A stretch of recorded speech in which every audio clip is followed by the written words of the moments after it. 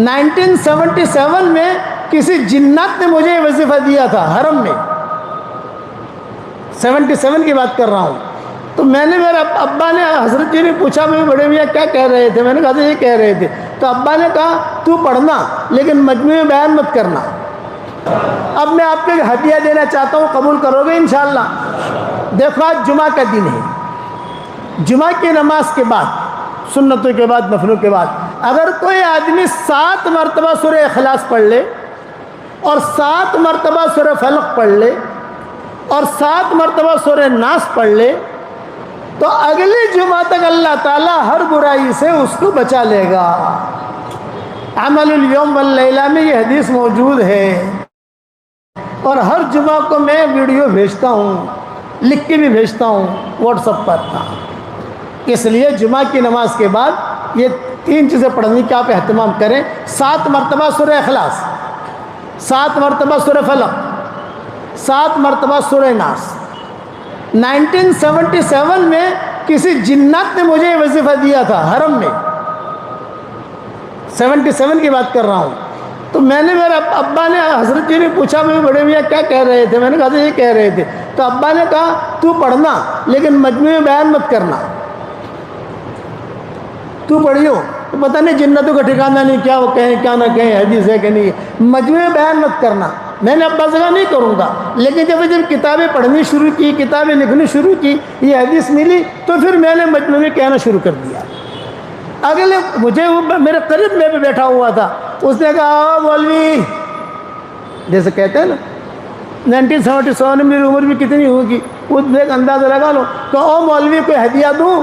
یہ کہا دو، جمعہ کا دن تھا تو اس نے یہ بتایا مجھے، اور ہمارے پیچھے میرے حضرت جی ابا وغیرہ سب بیٹھے ہوئے تھے حرم میں، اور میں مطاف میں بیٹھا ہوا تھا۔ پوچھا بھی کیا بتا رہے تھے بڑے میاں؟ میں کہا حضرت یہ۔ تو ابا نے کہا بیان مت کرنا۔ بیانات تو شروع سے کرتے ہیں نا، جب تک حدیث نہ ملے اور جب تک کوئی صحیح بات نہ مل، بیان مت کرنا۔ اب ملنا شروع ہو گیا، ابا کی حیات میں تو ملا نہیں، لیکن ابا کی حیات کے بعد یہ روایتی ملی، تو پڑھو گے انشاءاللہ بھائی۔ اگلے جمعہ تک انشاءاللہ ایکسیڈنٹ سے حفاظت، بری چیزوں سے حفاظت۔ اور ہماری خواتین وہ چونکہ مسجد میں نہیں آتی، گھر میں پڑھ لیں، اور اس کا ٹائم کیا ہے؟ غروب تک پڑھ سکتے ہو۔ جمعہ کی نماز کے بعد نہیں پڑھ سکا، عصر تک پڑھ لو، عصر کی نماز کے بعد نہیں پڑھ سکے، غروب تک پڑھ لو، بس غروب تک کا اس کا ٹائم ہے، بس پڑھو گے انشاءاللہ۔ دوسرا ایک ہدیہ یہ دیتا ہوں کہ 10 مرتبہ سورہ اخلاص کوئی پڑھے تو جنت میں ایک بنگلہ تیار ہو جاتا ہے،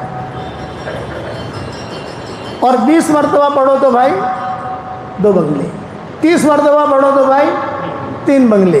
تو آج کل میں کہتا ہوں 313 مرتبہ سورہ اخلاص پڑھنے کی عادت ڈالو، روزانہ جنت میں انشاءاللہ 31 بنگلے تیار ہو جائیں گے، اور کوئی انکم ٹیکس والا آپ کو فون نہیں کرے گا۔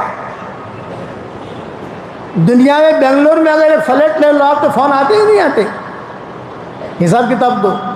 روزانہ 31 پراپرٹیاں جنت میں تیار کرو۔ میرے والد صاحب رحمۃ اللہ علیہ فرماتے تھے بیٹا یونس، رات کو نیند نہ آوے تو کروٹیں بدلتے بدلتے 5-6 بنگلے بنا لینے کے۔ سورہ اخلاص پڑھتے پڑھتے سو جانے کا، تو اپنے بنگلے میں تیار ہو جائیں گے اور نیند بھی آ جائے گی۔ اور ابا کہتے تھے جتنا زیادہ سورہ اخلاص پڑھو گے اتنا ہی اللہ کی محبت ملے گی، کیونکہ اس میں اللہ کا نسب نامہ ہے۔ جب حضرت جبریل علیہ السلام سورہ اخلاص لے کر آ رہے تھے دھمال کے ساتھ، تو سارے کے سارے فرشتے جو ہے پوچھ رہے تھے کیا لے کے جا رہے ہیں، کیا لے کے جا رہے ہیں، کیا لے کے جا رہے ہیں؟ تو حضرت جبریل نے کہا یہ اللہ کا نسب نامہ لے کے جا رہا ہوں۔ مکہ مکرمہ میں مشرکین مکہ نے پوچھا تھا بھئی آپ کے باپ کا یہ نام ہے، آپ کی ماں کا یہ نام ہے، تم اللہ اللہ کہتے ہو تو اس کا نسب نامہ کیا ہے؟ اس کی ماں کا کیا نام، باپ کا کیا نام؟ اس پر یہ صورت نازل ہوئی۔ اس لیے آپ حضرات سے درخواست ہے کہ روزانہ 313 مرتبہ پڑھنے کی کوشش کرو۔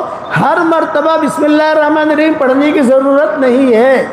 کھانا ہم جب شروع کرتے ہیں 1 مرتبہ بسم اللہ الرحمن الرحیم پڑھتے ہیں، ہر لقمے پر بسم اللہ الرحمن الرحیم نہیں پڑھتے۔ اگر ہر لقمے پر بسم اللہ الرحمن الرحیم پڑھیں گے تو کھائیں گے کیا؟ آپ سمجھ گئے؟ اس لیے ہر مرتبہ ضروری نہیں، ہاں ایک ساتھ پڑھو تو کوئی حرج نہیں ہے، ایک ساتھ نہیں پڑھ سکتے، موٹر چلاتے چلاتے 10 مرتبہ پڑھ لیا، 15 مرتبہ پڑھ لیا، ماؤں بہنوں نے روٹی پکاتے پکاتے پڑھ لیا، تو تھوڑا گھر کا کام کرتے کرتے پڑھ لیا۔ تو ابا کہتے تھے بیٹا دنیا میں پراپرٹی بہت بنا لی، اب جنت میں پراپرٹی بناؤ۔ تو بنگلور والے بناؤ گے انشاءاللہ، اب جنت میں پراپرٹی بناؤ۔ اور ایک بات اور عرض کروں، بات ختم کروں، آج کل لوگ بہت پریشان ہیں جنات جادو سب چیزوں میں۔ آسان نسخہ بتاتا ہوں، کسی عامل کے چکر میں مت پڑنا، یہ سب ڈھکوسلے۔